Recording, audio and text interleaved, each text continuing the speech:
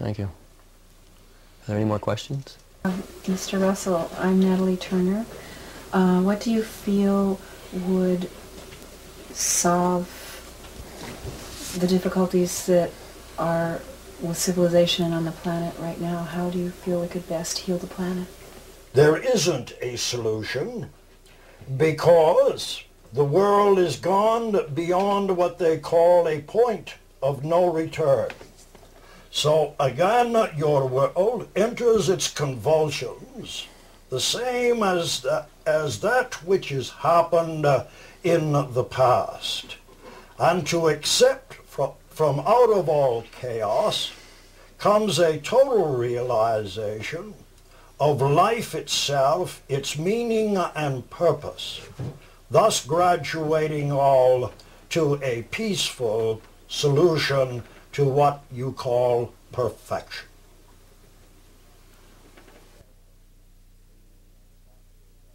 Yes, I assume you mean possibly that we'll be involved in a kind of general war, or is that?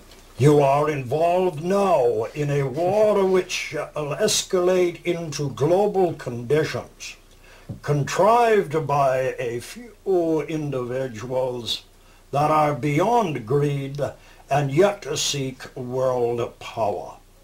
Blame not the nations of your world.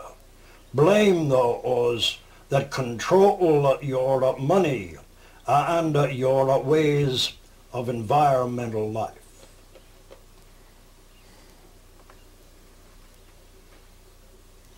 It seems to me that there's a great effort to stem the tide, to save the environment, to do something positive. Is that proving fruitless at this point, or? As stated, that saving the environment is beyond that point of no return. Man has had his opportunity to create a garden of beauty, or make it a place of limitation and of negative condition.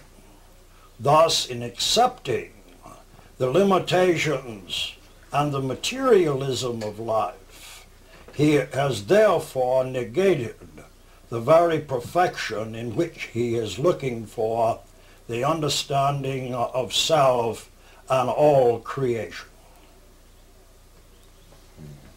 So, as I stated, I was an atheist. I found my God, but my God was myself. And if I had chosen to look inward and removed the agnostic attitudes that I felt in my mind, then I would have perceived a greater glory of the expression of my sordid life. I left it much in the chagrin of resentment and cynicism, but I only speak to enlightened minds, not to those that have deafened their ears to the greater values of spirituality. I leave you for the present.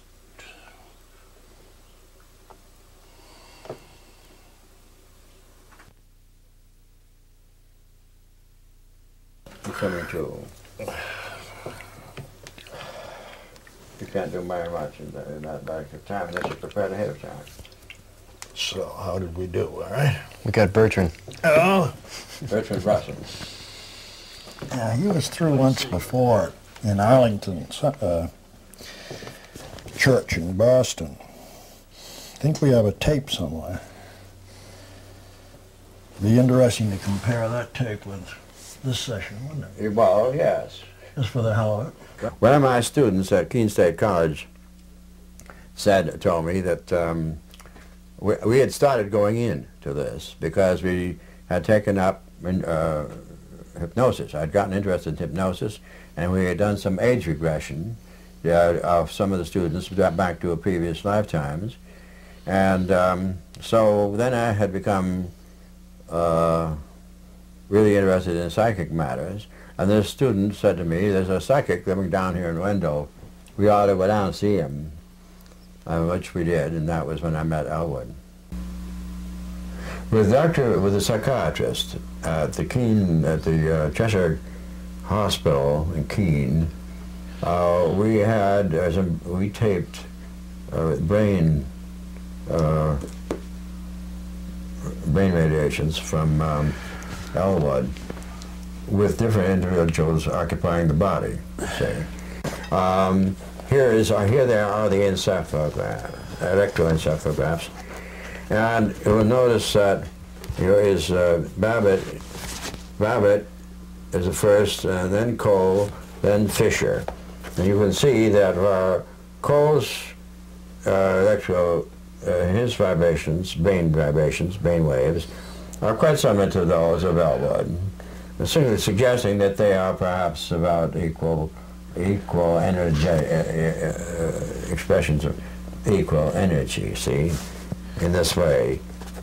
But with Fisher, who is much more developed as a spiritual entity, I would presume, than Cole, you see a much more intense, you see the greater intensity of that line there, of Fisher. Now then, this thing began, down at the bottom is Einstein. And Einstein starts off in a more or less average way, but then explodes there. Now there is what Einstein's brain waves looked like as compared with the other three.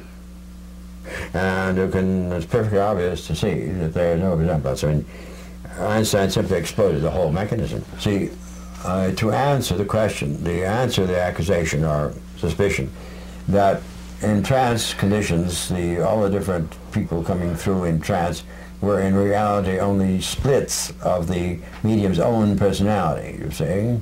So then I decided that I would get as many different people as possible. And in the course of our work, I got over 70 different persons coming through. And many of them we talked to many times, and there were many others that came through for some of the people that Elwood read for, you see. So, in other words, in all, there were 100 different personalities that came through Elwood. At least 100, and truly much more than that, different personalities coming through Elwood. And some of them came through many times. Samuel Clemens came through many times, you see. The Vishnu Force came through 37 times. The Christ energy came through about 30 times, and there were others. And each time that the same force came through, it always talked in the same way. There was always the same vocabulary, same methods of, same habits of speech, and each differed from all the others. So there was consistently, Samuel Clemens was always Sam Clemens. Einstein was always Einstein. Vishnu Force was always Vishnu Force. And if there's anything that couldn't be imitated in the world, it's the Vishnu voice of the Vishnu Force. How many life readings have you given? Oh, throughout my life, probably 50,000, probably more. And who is your main control? This Dr. Frederick Fisher. What is your connection with him? What is his relationship to you? Well, as one that has taken turns on the earth, where he's been in the body, I've been the voice. Do you feel that this kind of reading, these life readings that you give, help a person to take responsibility for and develop trust in their own sort of perceptions and intuition? Do you feel that this is a help in that? Or that this... Well, definitely the life readings give a person a realization of who they are, what they are, where they're going, why they're in the world, and they open a deeper intuitive and imaginative source of themselves to where they become independent of a crutch, like the psychic gurus, for example. Or many people have the weight of the church on their shoulders, and they look to that for direction, when if they look within, they find their own direction.